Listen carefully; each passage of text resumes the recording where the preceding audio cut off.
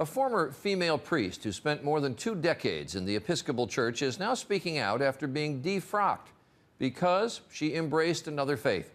Today, Ann Holmes Redding calls herself both a Christian and a Muslim, but her move to Islam came at a very high price.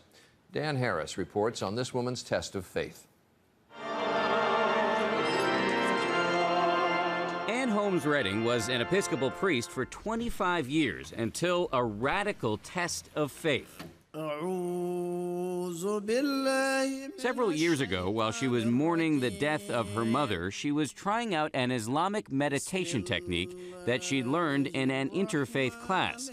And that, she says, is when it happened. It came with such clarity and such power that I could understand it as nothing else but an invitation from God. In fact, she says it was Jesus himself who led her to Islam.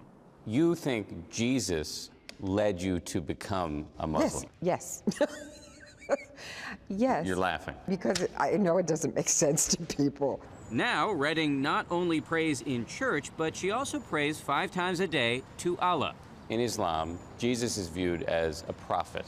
Yes. Not as the Son of God. Yes, you're right. So yours is a radical rethink of the Christian scriptures, a rethink that a lot of people would call heretical. Yes, and do, loudly.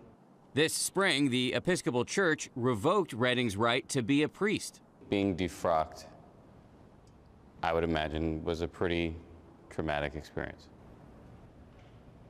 Yes, that's an understatement. To imagine not being involved intimately in the lives of believing people, helping them understand their relationship and calling, baptizing babies.